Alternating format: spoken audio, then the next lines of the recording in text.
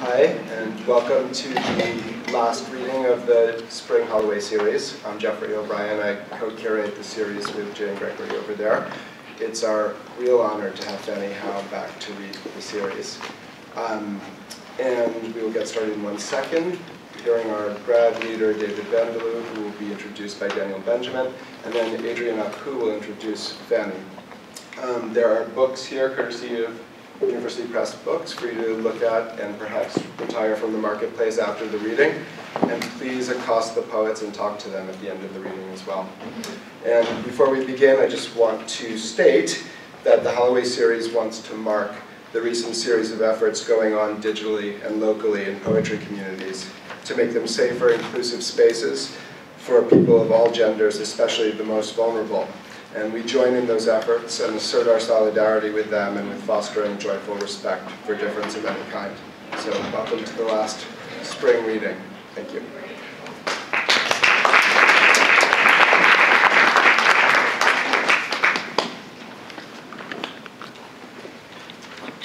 In one of David Vandeloo's poems, he names, quote, sophists, astrologers, charismatic teachers, populists, notaries, charlatans.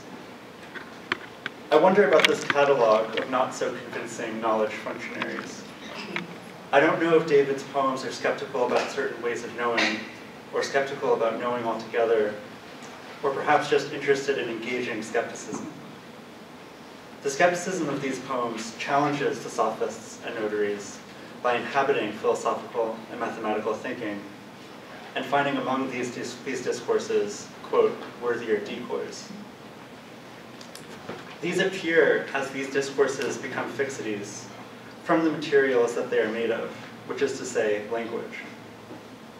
In David's poems, and perhaps generally in poetry, the sum is called to its lunations. Non-earthly ways of knowing, and ways of knowing that call from lunacy. This is less magical thinking than an uneasy occupation of the underside to discourses of disenchantment. In language itself, quote, say disconnect, disorder, disorder. You might say that as mere speech acts, these words make nothing happen, but the nothing that happens here is active. It's a skepticism that offers alternatives to the creation of knowledge or meaning. This is perhaps a reversal of the Socratic avowal of knowing that I do not know, looking instead to the not knowing all around and inside the knowing. David's poems don't just stutter, but look, quote, between stutterings. Amid the skeptical thinking of that search, language spangles and dispenses, not offering certainty, but offering the possibility that even if, quote, totality sweats you, you might not have to sweat totality. David Vandeloo is the winner of the 2014 Eisner Award for Poetry. His poems were selected by C.A. Conrad as Bomb Magazine's 2014 Poetry Contest runner-up, and his chapbook Arkansas is forthcoming from Cannibal Press. Please join me in welcoming David Vandeloo.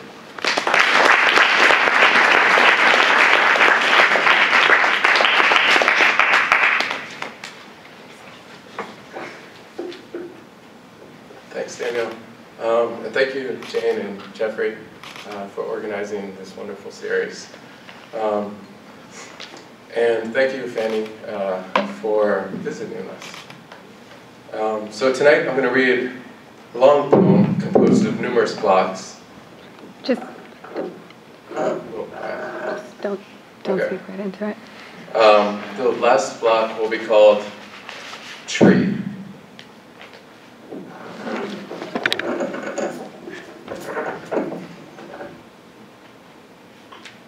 Tone painters appear high, or attract at us, beside us, tracks. Block beginning with a line from Stevens's The Hand as a Being. The wind had seized the tree, and hop, and hop. Yes, smile, your teeth are in ecstasy. Make up your mind, but why introduce a demon? Make it a cloudy day on the sea.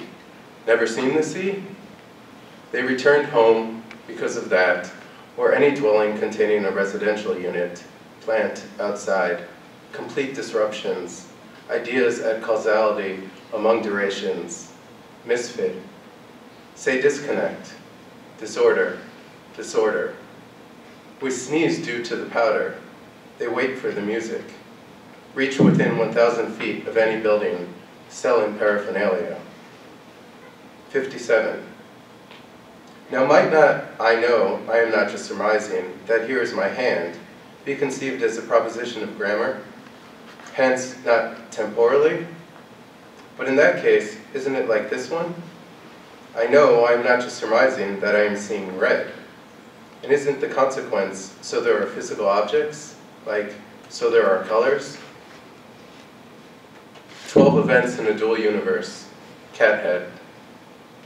64 hexagrams, outside names, of each month circling an inner rim, each name consisting of 24 little houses, where each house has 1,600 members, at which time it becomes a series of contrasting groups, where one celestial pole accounts for the 12 passions, each passion being a series of 12 gates, and each set of 3 gates being one of 12 gauges, dividing a single square inch as a heavenly sphere, where a heavenly sphere is mud, rock, sand, water, in a dual universe, where each duality runs 72 years of solar time, against the Mayan long count of 52 years, at which time the series, extant for a mere 300 years, and brought to a completion of 20 temple floors by aid of a reversal of area, offers warmth with the arrival of nomadic prison boundaries. A group to itself and parcel is a deeply correlated symbolism outside the larger white square, which is not white, but a red bird when approach is made by way of the grid's corners, within the geomancer's dual central spheres, and when guided by the Kabbalist's passion that confounds ranks and is labeled time indicator in dank black divisions. One being summer or blood root, and the other being a large circle that contains 360 letters, each letter being of one of 6 different grades, by which one assemblage of animals observes extension and thus fleshes the odd numbers implanted in the outgrowths, which are earthly black trigrams, each occupying 21 ounces and often diagrammed as blood, metal, crust, deep red, and donator, and are contrasted in a given single row as might be 12 and 13, when compared to ancient oracle bone inscriptions found on the temple ground plans. Each extant plan being friendship, love, resin, and death words hewed to the lost geometric relation between furniture and the 25th germinal, once thought to be a study of optics, which in turn was thought to have produced the color orange by using the numbers 1 through 4 in simple geometric patterns that would now perhaps be thought to most closely resemble what we commonly call a square spiral, and which is a correlative device used to shape 4 elements as the source of what we're unable to see, at least in 2 colors rather than 6, as the Earth is often pictured from lunar aperture machines around the turn of the coincidental decade. That decade which emerged as an outburst of triangulation, hole painting, and additional work. For Wallace Berman's lab-grade Echolade, a reader is a beginner, Lisa Robertson. The new dithyrambic altas, the new dithyrambic altas, tone painters, let the robbers in, smile back. You're worth knowing to become a disciple, fit cheerfulness, as it were. 58. If I know, etc., is conceived as a grammatical proposition, of course the I cannot be important, and it properly means there is no such thing as doubt in this case, or the expression I do not know makes no sense in this case. And of course it follows from this that I know makes no sense either. The dialogues. Dr. Gustav Laubin has been wounded. Worthier decoys, return, given thine sleep removed. Return day abstemiously, away among June, May, twain today, cheat me courtesy, June eyes gone, fire, snow below mine, bound me flakes, unreluctantly. wood swang, sod, slain. There are more than 1,000 stomachs. Each stomach burns in 4 lights, where each light is a stroma, a rhizome in a field of hyphae. To Occam, confused was to be taken as a complex, a composite, as in confuse, or with together. To medieval logicians, subjective was mind-independent, and objective mind-dependent. The same goes for Descartes. Some mushrooms are said to produce their own weather. Or do metaphors cave the trickles Dr. Laubin feigns? Buzz dread within dead, sign simplicity ours. Blaze me wheels on daffodil pedigree, that syllable least again ours. Curls now behind illegible, now holiday. Her cataract grows, light yourself, light. You say cherubim, fit, fire, none saw and trust. Friends exhaled. Look awake. True. Star too forgot ecstasy. Pearl feels you fold within repairs that ring, that became. They say night shows cool carbonates. Her divinity jugular feels begun. Please, full sea briar, between nobody, land upon round fuzz. Cold ministry, inlaid bride, chronicle that surmise. First touch, spare, more wing, jest, vain sanity, that belief, yourself, mild. 4. Lozenge, disciple. A lover's knot, the chancellor resembles at foot, towards cliff. Following resumed mountain song, this depth figure hangs on the wall. Runic that life, vocable gray mountain song, rectangular word in the form of an 8-spoke clover. Control that we prefer to describe are so close together.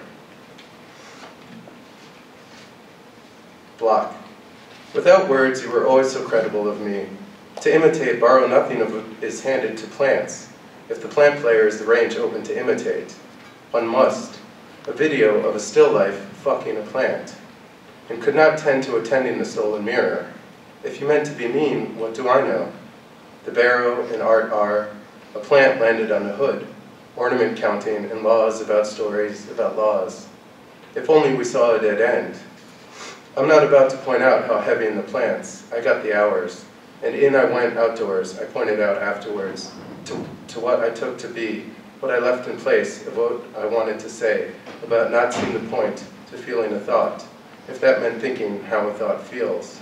2 quick learners said to me, I don't know how to believe in learning. Okay, now if I say diverticulitis, you say corn. Diverticulitis. Corn. Sophists, astrologers, charismatic teachers, populists, notaries, charlatans. With which is it? With which there, with which is with. Cough. With which is sought with at a tree there. With which is there are birds in the water there. With which look, botch, lone. With which looks away. With which what mistakes nothing. Disorder with, disorder with. What eats commits, what eats what commits with. What commits, what eats, commits what eats with. If only your imagination were as wild as your bacteria. I'm not being your uncertainty anymore to you. I don't feel good about it. I don't feel like it. I don't have a good feeling. I can't feel anything. I have no fact in that side to profile, a substrate abuse epistemology of prayer without surfaces. Owl or ambient, or caprine colors, some captain spirit sleep. Colors slow to imagine, we hid each other, to hide, where we hid the places things make light of. El Topo conflates a fire. I see that you are looking at the picture as a model of the situation you want. A theft I take to be what I stole. To sleep, waste sleep until sleep stares back. Technology is artifice of nothing, nothing being not silence. Uncle, unthinkable, unceasing, understanding, until understanding, unforeseen, unique, unfortunately, unfamiliar, unbuttoned, undressed, unnecessary, unmitigated, undisguised, unless uniform, under uniform, uniform, unruly, under unbuttoned, uneven until unknown, unbuttoned, understand, unwittingly, unlike unwinding unit, unfathomable unscrupulousness, unknown until. 2.2, spar, wage. There exist horrors, some buildings exist, say. Mount Shasta, or north of Ilpeta-fucking-luminescence. This type of interference is called crosstalk, or ghosting, which emerges between the left and right eye in a lenticular image, an image constructed to provide the illusion of depth. In a lenticular image of a lenticular wave cloud, the left eye only sees what the left eye is directed to see by the specifically arranged angles of the lenticular wave cloud cut into multiple strips. The same goes for the right eye. Although the right eye is directed to look at the same lenticular wave cloud as the left eye, only the lenticular wave cloud before the right eye is taken from a slightly different angle. When crosstalk becomes visible, this is curiously enough called ghosting, a form of interference that emerges due to the right eye seeing some of what only the left eye is supposed to see.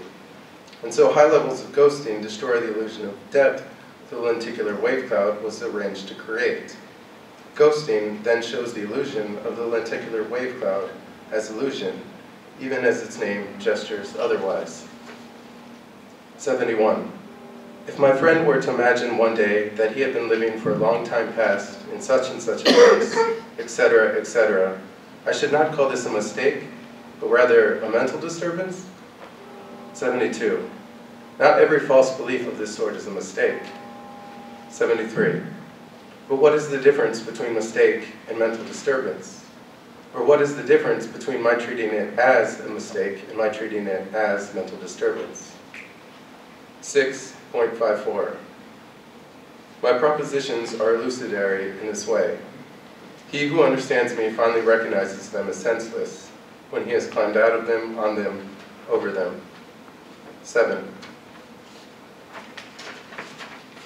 Tree. We're in a park, we're in a park, we're in a park. We're on a bench, we're on a bench, we're on a bench. I see you in the dark, I see you in the dark, I see you in the dark. You are between the trees with your dog. You are between the trees with your dog. You are between the trees with your dog. You have a gun pointed at us.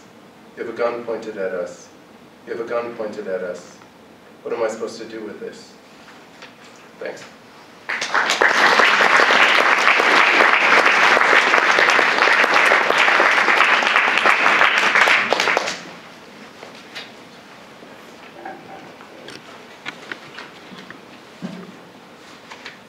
Thanks, David. That was fun. I'm Adrian Koo, and you can hear me, right? So Fanny Howe's work presents a particular challenge for me. Her 2003 book, Gone, was assigned reading for an English class I took while I was a philosophy major at Notre Dame. The class constellated with living on a campus that celebrated Mass over 100 times a week, and my growing dissatisfaction with how fiddly epistemology felt, a resonance that changed my academic trajectory. So Howe's work became coextensive with my sense of poetic potential, but at a time when I was too untrained to really engage with it. This introduction gives me an excuse to crystallize what was once too atmospheric an influence for me to pin down, so my thanks to Jane and Jeffrey for this opportunity. Fanny Howe has been the recipient of numerous awards, including the 2009 Ruth Lilly Poetry Prize. She is also the author of over 20 books of poetry, more than 10 books of prose, and 2 essay collections, The Wedding Dress, Meditations on Word and Life, and The Winter Sun, Notes on Evocation. Her most recent work, Second Childhood, was a 2014 National Book Award finalist. To give you a sense of her range, in my library back home, Gone is adjacent to What Did I Do Wrong?, her illustrated young adult dog tale I purchased hoping to better understand my own 2 dogs, and it kind of worked. The breadth of Howe's subject matter, though, belies a relentless attentiveness to social, philosophical, and political problems, an attentiveness that is precisely not unflinching, but rather flinch-integrative, or focused on making those flinches matter. Visible through her texts on the Cold War quotidian, the failings of post-50s American liberalism, interracial relations, and the continued relevance of spiritual practice is a consistent refusal to allow a settled and loudly proclaimed correct interpretation of a situation, elie that situation's nuances in history. Ineratum, Howe writes, the instinct for resistance, the instinct for no, the instinct for solitude, the instinct for escape, the instinct for imagining rather than living out, often a mistake, but never fake. The instinct here, describing the ways an I can wrestle with a coercion made possible by we, is split into two parallel readings by the last line. Practically, acting on the instinct to separate is often a mistake if one wants a relationship to work out. But judging an action to be erroneous tempts one to transgress by reading the occurrence as invalid or unreal, to act as if the circumstances that activated that instinct had never happened. To treat a possible mistake as not fake, then, is to stop oneself from seeing correction as erasure, to avoid invoking the logic of reverse causality in which amended aberrations derealize occurrences. Howe's writing transposes this logic of confrontation to thinking in general, and the intellectual laziness that urges us to myopically simplify. Such is why Howe's writing often actively courts paradox and prejudice, not just to unravel them, but also because they both hint at the holy by inviting inspection. One can read Howe's 2003 book, 'Tis of Thee, for example, as responding to the claim that interracial relationships are corruptions of nature, not with immediate and conversation-stopping indignation, but investigation into the effects and affects that surround such assumptions, treating the scars that such backward thinking leaves, rather than pretending a principled resolution against bigotry resolves everything. Fanny Howe's poetry maintains contact with what can repulse with verse that slips ideas in, sometimes with terse aphorisms that mimic the sound of something you think you understand but don't, and sometimes with lines that sound simple that accumulate into something complicated and uncomfortable. This is Someday from Gone. Someday a sheep with green eyes will meet me at a door. Self, come in and be vigilant as the alien you are. I will enter with a book in my hand, I'm sure. In a secret space-time, the heart is a conductor who measures the length of a spirit's ride. Heart, come along and be as heartless as you know you are. Red comrades inoperatively close. I will follow with a book in my hand, I'm sure. As an unapologetic nerd, space-time really kind of spoke to me in that poem. One might read the first reference to a lamb and expect a present-day poem, and one might even expect its subsequent secular equivalent to follow. The heartless heart is just a muscle that will uncaringly stop. But the near repetition at the end of each stanza's lines unsettles the status of judgment in both. What happens to judgment and that final accounting in the switch from one apocalypse to another? Without answering, the poem posits that the conversion cannot be lossless. How does a change in vocabulary save your life? Howe asks in an essay on bewilderment.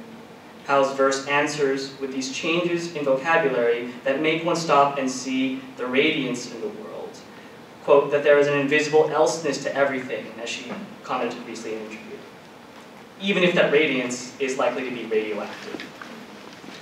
It is this play that I see in the title of her latest book, Second Childhood, available for purchase on my right, left, I'm bad with left and right directions here, which invokes a pejorative description of age-induced incapacity in order to add a valence to the term, one that connotes returned childlike capacities for introspective meditation that experience too often dissuades.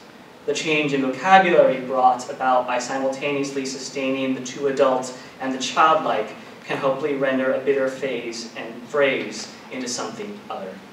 Please join me in welcoming Fanny Howe.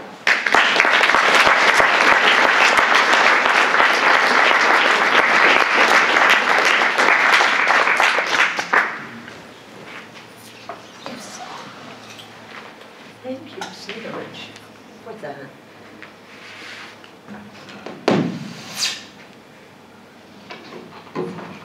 Now, do I click this on my blouse or on my tissues? Hopefully I don't sneeze. No, I can't do it. You do it. There, thank you. Thank you for that introduction. I'm afraid I'm going to take you back to Notre Dame because I'm going to be reading kind of a story. It's really the story of the life of St. Francis, but it's thrown around in the air and falls where it will. And it's an important part of this new book I've been working on for a few years now called Human Nature. And so this is like the good end of human nature. And it's called In Prism. In Umbria, pastel air clings to the mountains in veils of pink and mauve. Everything near the surface seems unusually soft, even the stones. For millennia, people have wanted a God and a sky where knowledge and history are stored, so that when someone punched you or kicked you down the stairs, and there was no one else but the evil one beside you, you could look up from the ground and say, God knows what you've done. It seems important that every act is known, even if it goes unpunished. I don't know why or why the sky is the repository vault. The pseudo-Dionysus said that the more distant the soul is from the body, the more available it is to the influx of spiritual substances. Francis was born and died in Assisi around the turn of the 12th century.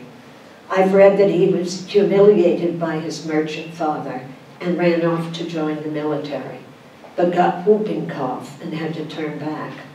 On the way, he tried to save face by joining a subversive operation and ended up in prison for a whole year. There he stopped singing, speaking, or smiling. The final encounter with his father describes Francis taking off all his clothes and standing naked in front of the angry man. Then he lay on the ground on his back as if he were laying his life down, the way lovers do, or having his body prepared for funeral rites. He pushed his heap of clothes towards his father and then continued looking up into the Umbrian sky. In the 70s, Cardinal Ratzinger silenced the Franciscan liberationist theologians. He called them secular heretics and ideologues who would damage the church by teaching people to solve their own social problems. But the populace got angry and he had to relent and allow them to speak again of a religious humanism.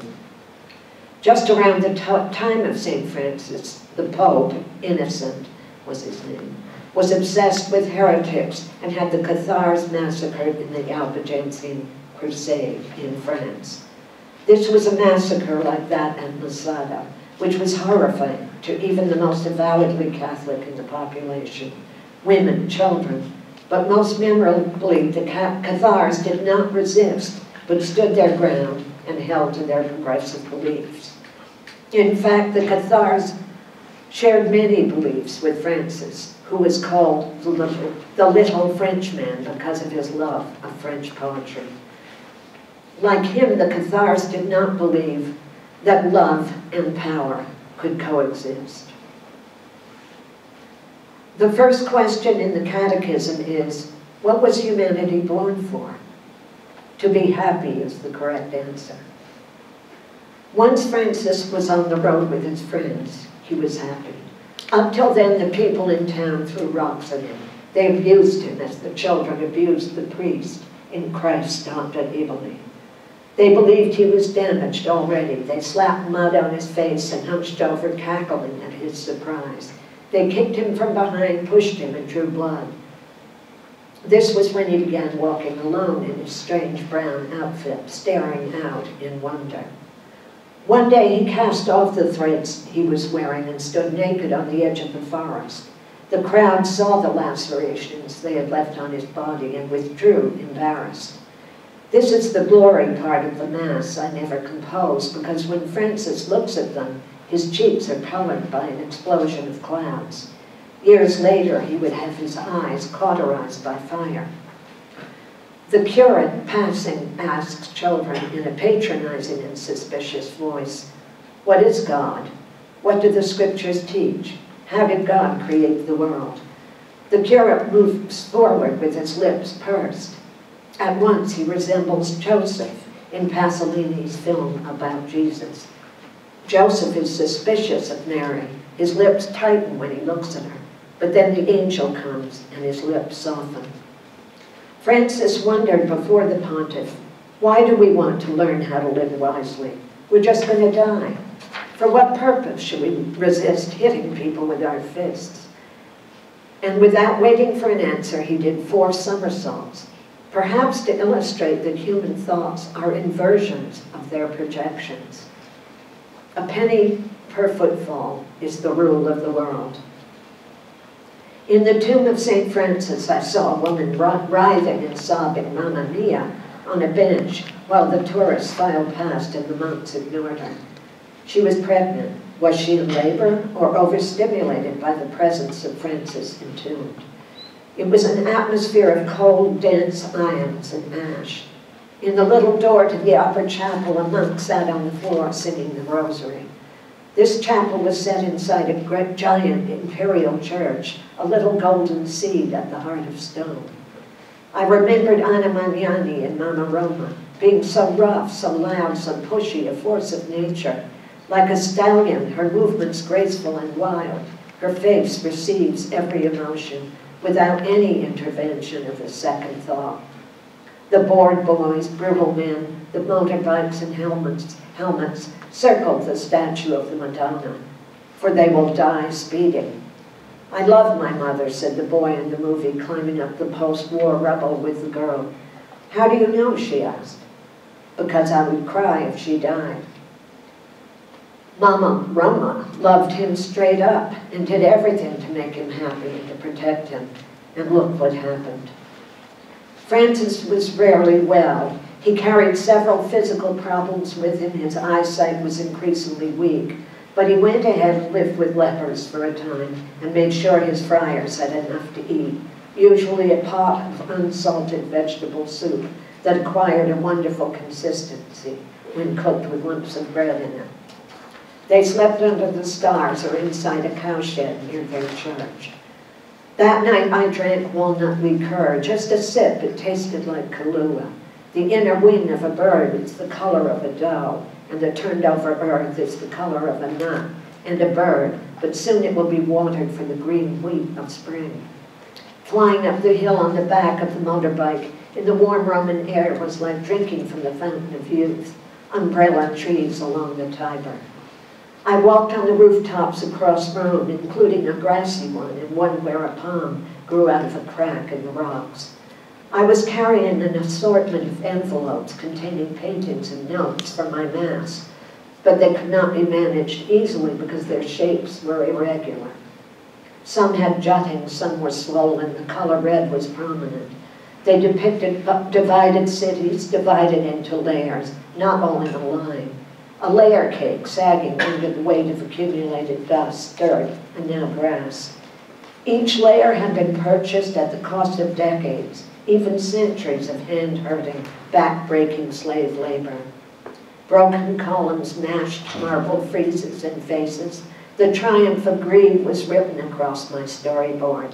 The city was a mighty and devouring creation, a creature with a crusted skin. The air, the sun, the moon, and its bark were the only places of serenity and enlightenment. Even in the city, you look for a place that welcomes you. You actually want to be found. Being found is the polar opposite of making a vow. No future is involved. When you sit down on a stone face up to the sun, you can't help but think, mine, mine. And you don't have to promise anything to anyone in time. You may be called to a place of banality or genius, but as long as it's your own happiness that responds to it, you're available to something divine. Mozart sat at the piano for the better part of every day. All over the world, monks have lived in desert hovels as scribes, prophets, mendicants. They're this extreme realization of one aspect of human nature that tends towards lack of possession and solitude. People recognize them as authentic players, whether they are Zen or Christian. On the other hand, I don't believe a word of it, is what most people think when somebody who has power starts talking. There was a hole in the roof of the Pantheon where we were told that the snow fell through onto the relics of St. Catherine of Siena, the mystic, and onto the porphyry. Francis wept and stripped, laughed and lectured, and called each part of creation you all the way to the end.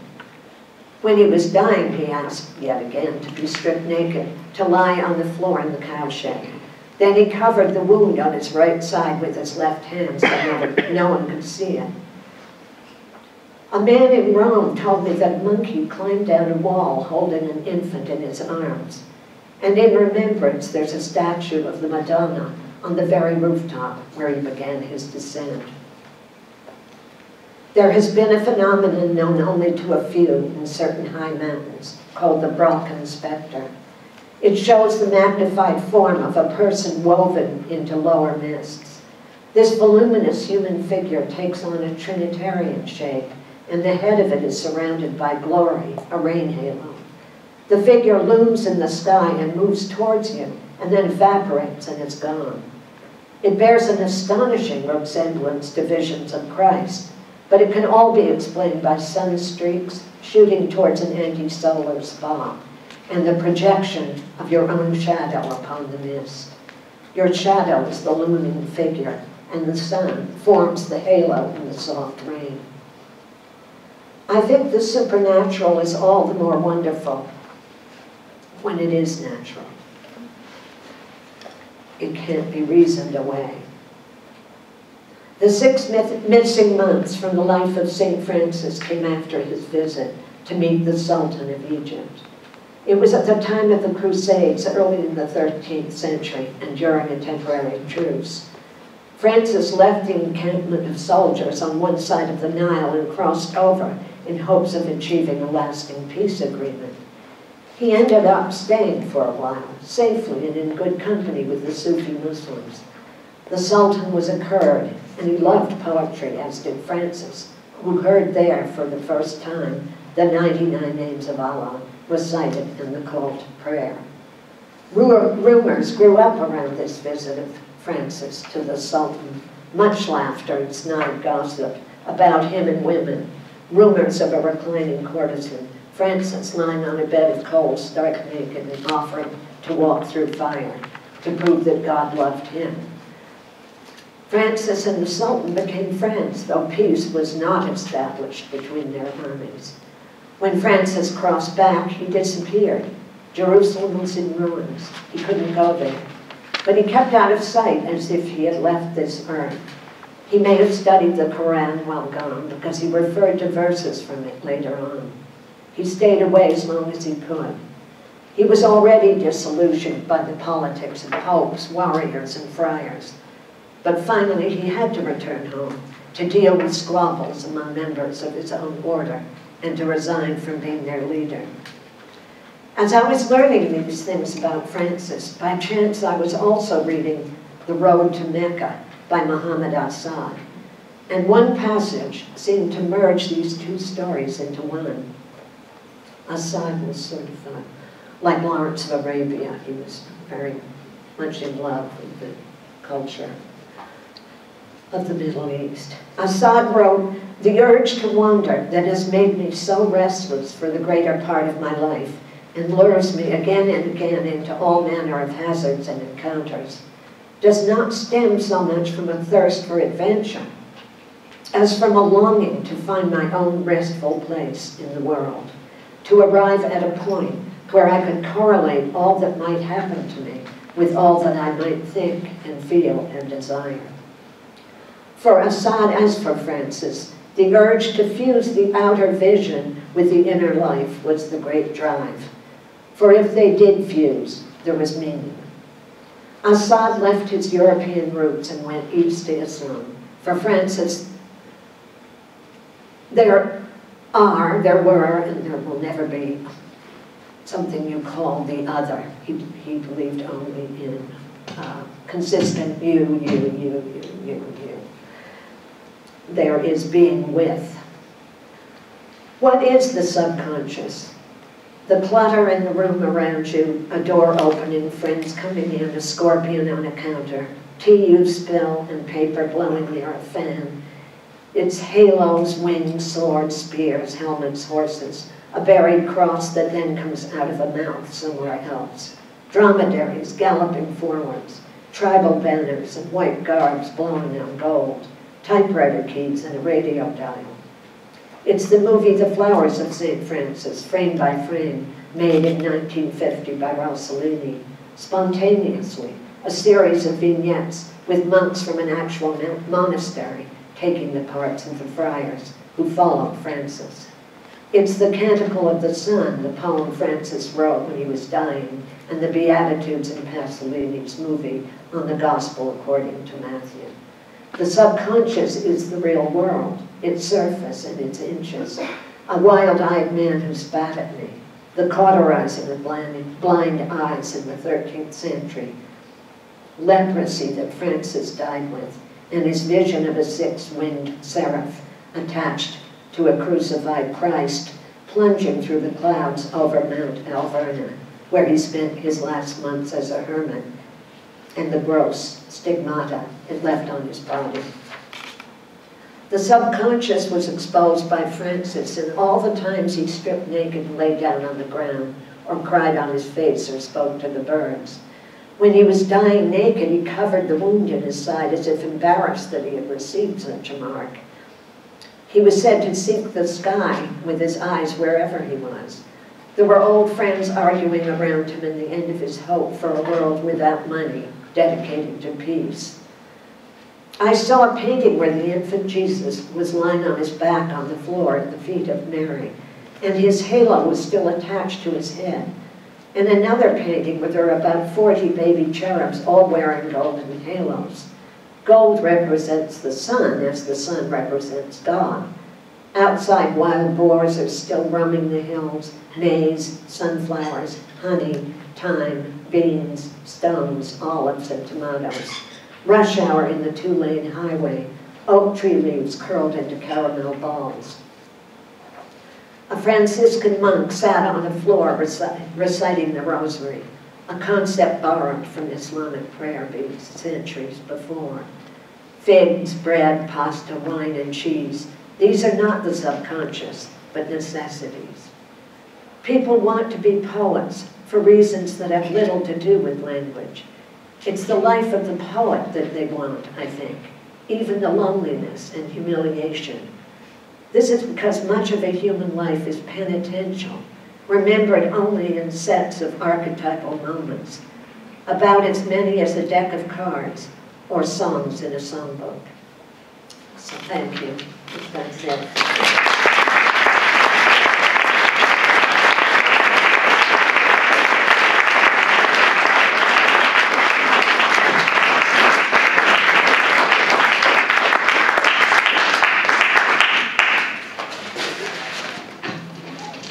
Thank you, all of you, for being here. It's a beautiful day outside. Do I stay? No. So thank you all for coming, all of the yous, including Fanny and David. Please look at the books before you leave and talk to the poets if you'd like, and come back in the fall for at least 8 more readings next year. Thank you. Good night.